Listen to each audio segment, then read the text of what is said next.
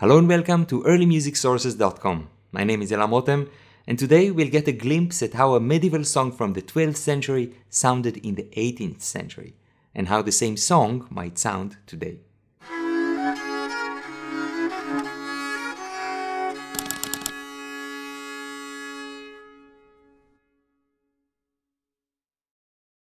During the 18th century, there was a growing interest in the music of former periods.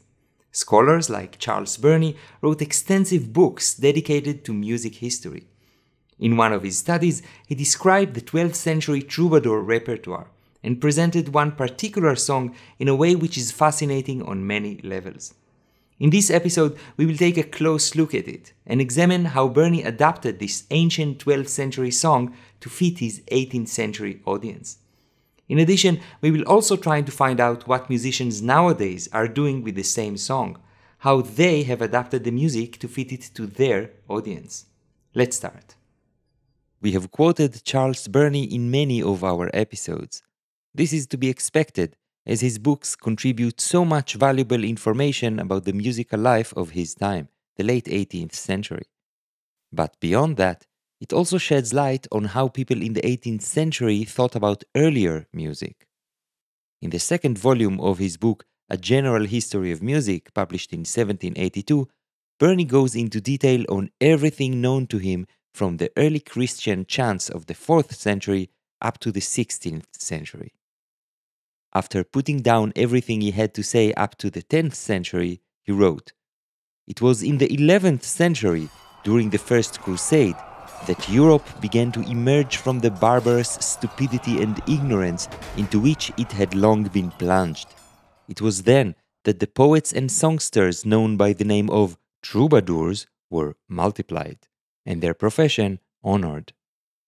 Burney explains that the surviving troubadour music is the earliest known secular music. He notes, however, in the simple tunes which have been preserved of these bards, no time is marked, and but little variety of notation appears. Modern scholars agree with Burney on this last point. Most surviving troubadour melodies are notated without rhythmic values, similar to the common notation of Gregorian chants. And the rhythms in the few melodies written with rhythmic values is often unclear. It should also be noted that the surviving music sources for this repertoire were written decades and sometimes centuries after their creators' deaths. Scholars agree that the sources we have cannot by any means be regarded as definitive. Anyway, back to Burney. He tells us about the troubadour of King Richard the Lionheart. This poet-singer was called Gauselm Faidit, and after the death of Richard in 1199, he wrote a song lamenting him. Burney tells us that this song appears in a manuscript which he found in the Vatican, and that as far as he could find out, this is the oldest song in the Occitan language, the language of the songs of the troubadours, as opposed to the slightly later trouveurs who wrote in Old French. Burney goes on to the presentation of the music and announces, "I shall first give a facsimile of the music in the same state as I found it in the Vatican, and afterwards the same melody with a bass in modern notes to which the translation is adjusted." And so, Burney gives us two versions. The first, allegedly, as it appears in the manuscript, monodic, without rhythmic values, and in its original Occitan language. And a second, amended for his readers, with a bass accompaniment, with rhythmic values, and with the text translated into English. Let's listen to the beginning of Burney's amended version. I will play his bass in the way an 18th century reader might realize a basso continuo part. No fate has filled the measure of my woes, and rent my heart with grief unfelt before. No future blessings wounds like these can close, or mitigate the loss I now deplore. You might be thinking to yourself that this doesn't sound at all like music from the 12th century, and you are right. let's try to understand what Burney did exactly. He translated the text into English, he interpreted stand-alone notes as quarter notes, and notes which are part of a ligature as eighth notes. He made the ending notes of each phrase longer and added rests between phrases. Since in the 18th century serious monodies always included a bass, he added a simple one, with which he made cadences or half cadences at each phrase ending. He understood the entire melody to be lacking a B flat, so he added it to the key signature. And on top of that, he added some C sharps when cadencing to D. All in all, he followed an understandable, logical process of transcription which resulted in it sounding like a pretty awkward 18th century gallant song. The world from meanness and contempt to save.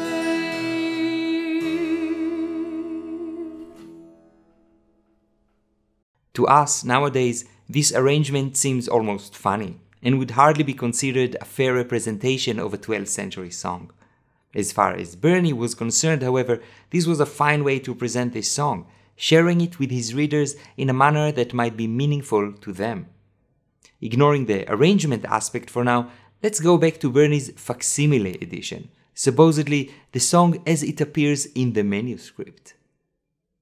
Burney not only told us that he found this manuscript in the Vatican, he also mentioned the number of the manuscript. Amazingly, to this day, this manuscript is still labeled with the same number and still found in the Vatican Library. Comparing it to Burney's transcription is pretty baffling. While many stretches are more or less similar, some phrases found in the original are not found in Burney's, and some phrases found in Burney's are not found in the original. It should be said that Burney admits that the text in this manuscript is written in such an unclear way that he had to use another source with just the text in order to make this transcription. So it could be that in combining texts and music from different sources, there was a need for adding or omitting notes. It could also be that Burney made a copy from this manuscript to take home that might have included further digressions from the original. What's more, modern scholarship agrees that out of the few surviving manuscripts containing this melody, this one is by far the most ambiguous. Hendrik van der Werf, a scholar who edited all the surviving troubadour melodies, commented that it would have been impossible to reconstruct this song without having other versions for comparison.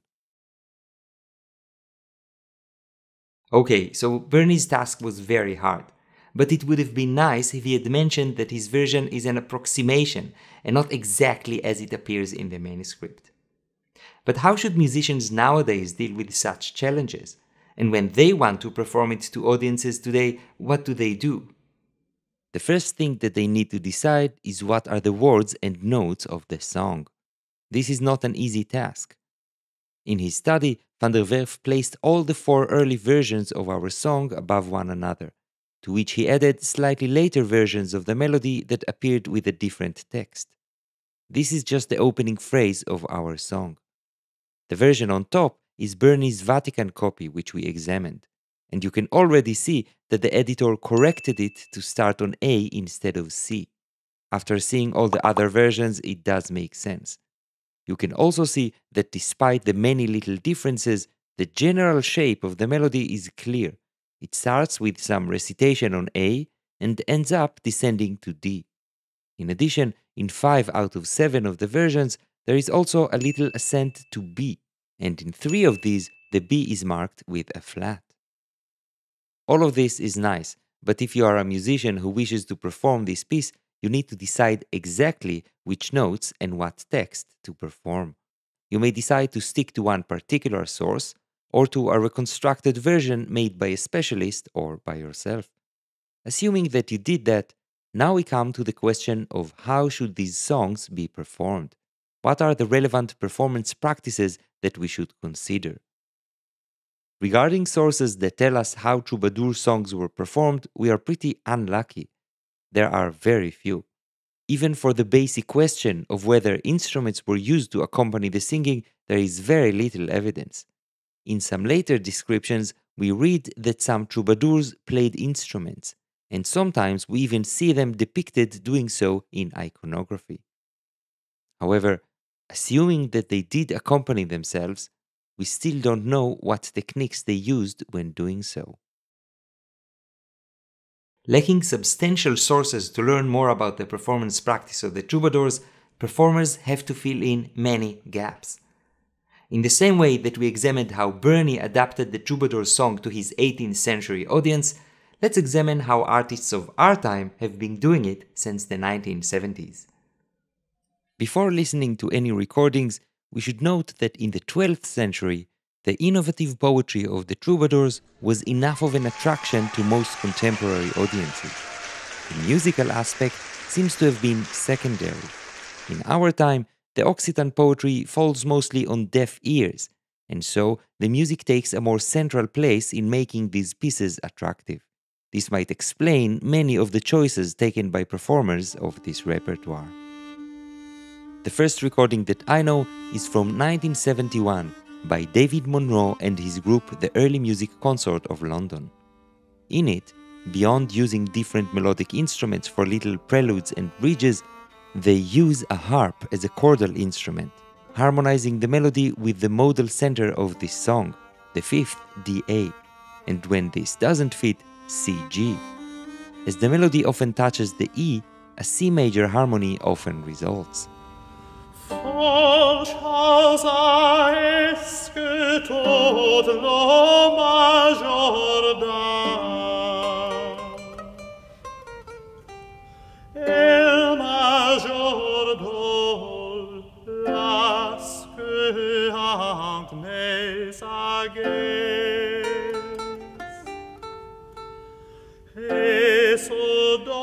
Such an accompaniment concept is similar to the accompaniment of popular and folk songs in the 20th century. It is hard to find historical justifications to apply it to 12th century songs, even if to the audience of the 1970s, and to some extent also to the audience of today, it might sound medieval. It is a 20th century medieval sound that we love.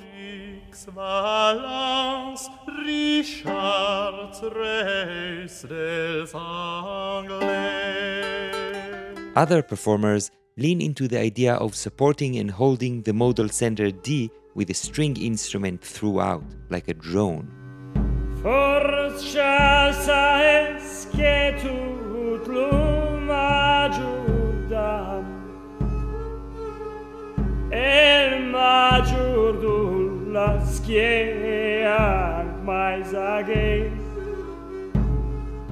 The use of a drone as accompaniment became very popular in the 20th century and might be one of the quintessential 20th century medieval sounds. The strongest historical justification to the use of drones in this particular repertoire of troubadour song is the consideration of instruments such as what we nowadays call vielle. Due to its flat bridge, and depending on its tuning, while playing the melody, a drone is included.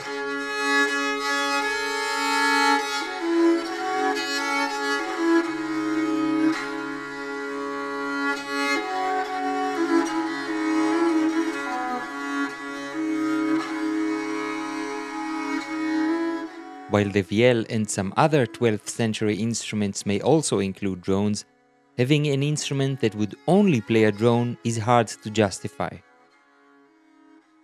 A very interesting approach can be found in a performance by ensemble Alla Francesca from 1996. Instead of using instruments for accompaniment, they used just two singers, one singing the melody of the song and another singing an accompaniment that sounds like improvised polyphony.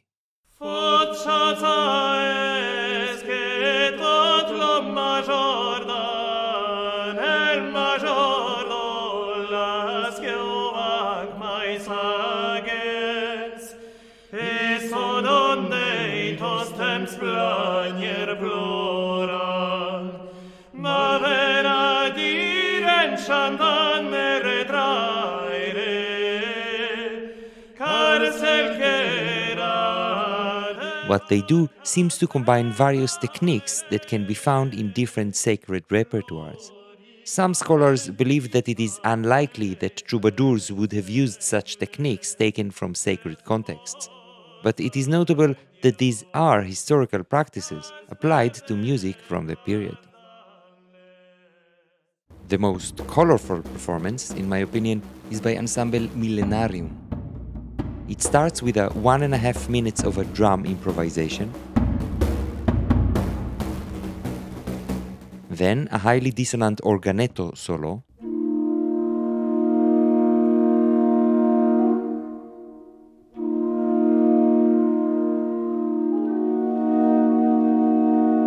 at 3 minutes the singer comes in, accompanied by the organetto, which holds out long notes, which are often very dissonant.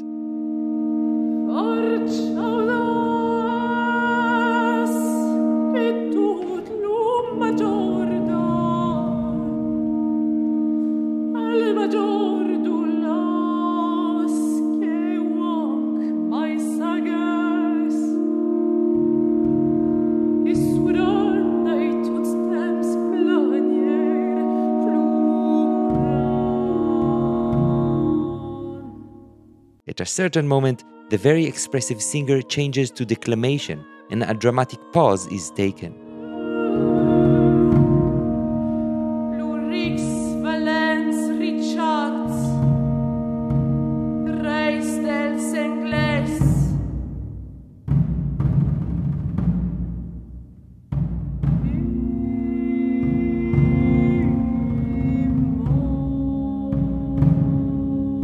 Then they continue, again intentionally using dissonances as an expressive device. Later on, the harp takes the stage, accompanying the singer harmonically. Even if the harmonies don't sound like the harmonies of a 20th century song, it is still harmonization, an accompaniment concept that is hard to connect with the 12th century.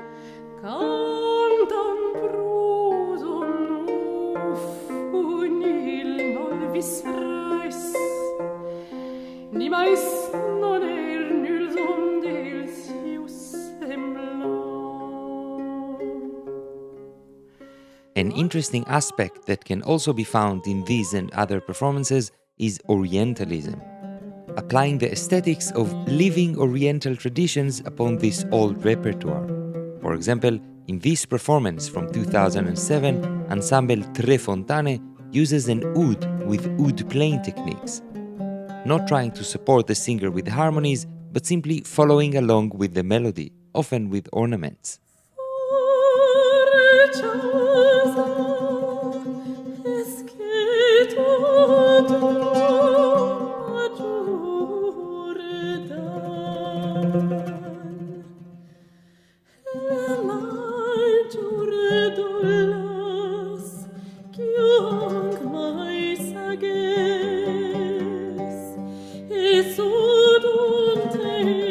All these arrangements are appealing and engaging in different ways.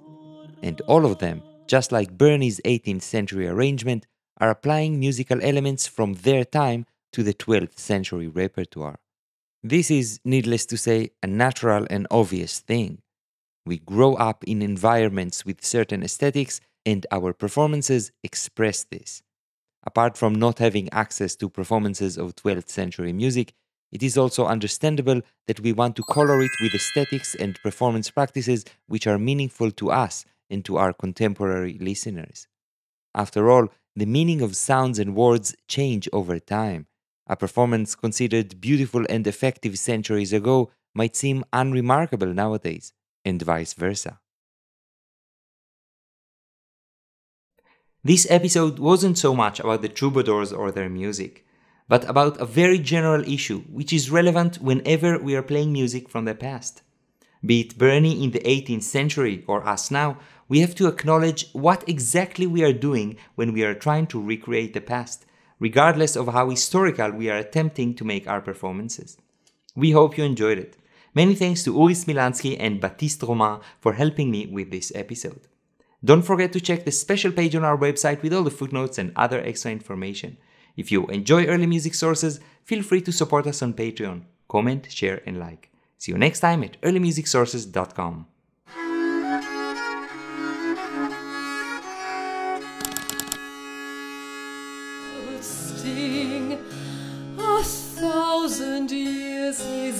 equal may not bring.